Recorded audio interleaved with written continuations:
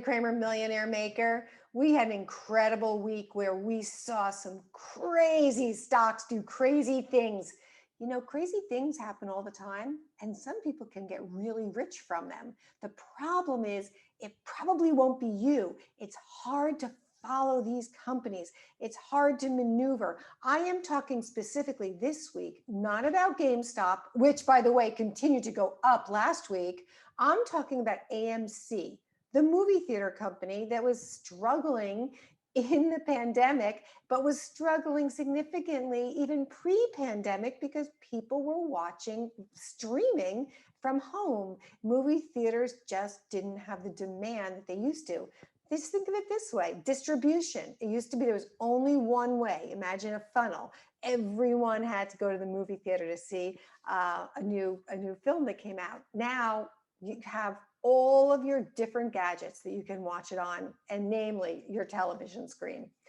Okay, so, but what should you do? Should you be buying AMC? Should you get on the bandwagon? Because of course you're thinking to yourself, why didn't I pick it up when it hit 24?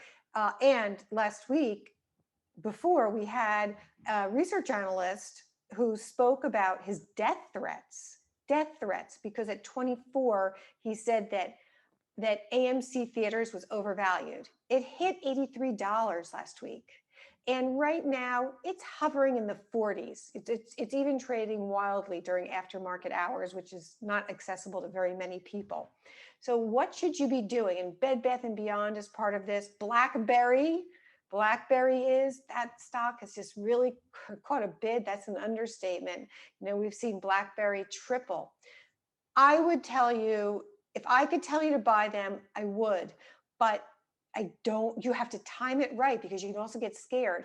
Let's say you did go in at $66, right? And then it drops down to 46. You might sell. You might get scared and sell, and then it jumps back up to 83. It's a hard one. So let me give you some great stocks that you should be buying. So it's so hard to find stocks today. There was so much low-hanging fruit that I would give you. Things to buy, companies that would have made you triples, quadruples, just in the 2 years that me, Hilary Kramer, Millionaire Maker, has been on the radio. My newsletters, 12 years. Go to hilarykramer.com. By the way, I'll say it again, hilarykramer.com. Check me out, because you can get some great stocks that you can build a portfolio, or you can trade stocks, and it is fun. It's really fun when you make money, and that's what we do. I have the best professionals from Wall Street, traders and analysts, and they work 24 hours a day, 7 days a week, and I am with them, and we make sure to only give you the stocks that are going to go up. We, of course, can always make mistakes, but if our mistakes can be 5% of the time instead of 40 or 50% of the time, you win. So let me tell you, with the infrastructure bill that's coming, whether or not it's 1.7 trillion or 985 billion, it's coming. It is coming down the pike. It is happening. There will be an expectation, even though Buttigieg, our Secretary of, I guess, the Interior? No, what is he the Secretary of? He's our Secretary, I guess, of Health, Education, and Welfare. And is that correct, James? Okay, James doesn't know either. But Buttigieg, and I'm probably not pronouncing his name right, he says that the infrastructure bill should be given to educational institutions. I'm not against that, but what I can say is most of the projects are meant and will be focused on building bridges, improving highways, infrastructure, meaning the things that we drive on, or things that we fly, that we land our planes on, our ports, all of that. So buy BHP, the Australian iron ore company that also has copper, gold, silver, platinum, palladium, all sorts of precious metals, but most importantly, BHP is iron ore and copper. You have a 4.3% dividend yield. This Australian company hasn't been doing all that great because it tends to be considered a proxy of how China's doing, because Australia supplies a lot of raw materials that are used for construction to China. And if there's with this kind of slowdown reputation and going on in China, Australia slowed down, BHP is a great value. The other one I love is Freeport McMoran. Now you don't get, that's American, you don't get the 4.3%, you get about 0.72%, but FCX is also an iron ore copper miner that's going to make you money with this infrastructure bill coming. In matter of fact, it was a very interesting, it was extremely interesting this week. There were the highest number of tech flow, basically the highest number of flows out of tech since 2018 and largest amount of inflows to banks and materials. What does that tell you? What that tells you is that we are having a transfer. I mean, we are rotating to different kinds of companies. Now, I've talked to you about Juniper Networks and the 3.1% dividend yield, JNPR. Monday morning JNPR, if you're because again, the pickings are really slim, right? Really, really slim. Juniper, JNPR, 3.1%.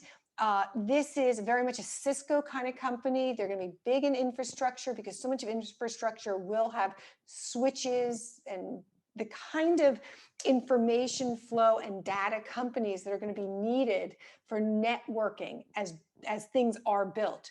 And on that note, ABB, a 2.7% dividend yield, a Swiss company that is in robotics, but it's really big into industrial automation, into power grids, into power on demand. So when big power plants are built or redone to be green and clean and comply with laws all over the world, it's ABB that's going to go in on the big major front, whether it be the actual construction, but also the technology that's involved. Electricity is more complicated than ever with needing to take all of the solar power, needing to take the water and the wind and put it into the grid so it can be used on demand when needed, not as provided, right? The sun doesn't always shine, so that energy has to be stored up. That's why I also always talk about the importance of the battery makers and the battery storage companies. That's why I love utility. I love all the utilities, but I love AEA because they are into battery storage and have these large scale battery storage warehouses. Many other companies do too. Elon Musk, don't buy Tesla. I mean, I wish I could buy Elon Musk, but you can't. Not yet. I'm sure he'll figure out a way. But don't buy Tesla. But he figured out long ago and built many thousands of acres of solar panels and understands the importance of batteries. And I'm going to be talking a lot the coming weeks about battery because batteries are key. Just think about Volvo. By 2035, every single car they have is going to be electric. Every single one. Look at Ford, right? The F-150, they have an electric version now. EV, electric vehicles, that's the future, and they're going to run on these batteries, and the batteries need materials. And you listen to me every weekend, and I'll be giving you these great, interesting companies. A lot of them are obscure, but they're the ones that can be up 1,000%. This is Hilary Kramer, Millionaire Maker. I'll be right back with my stock of the week.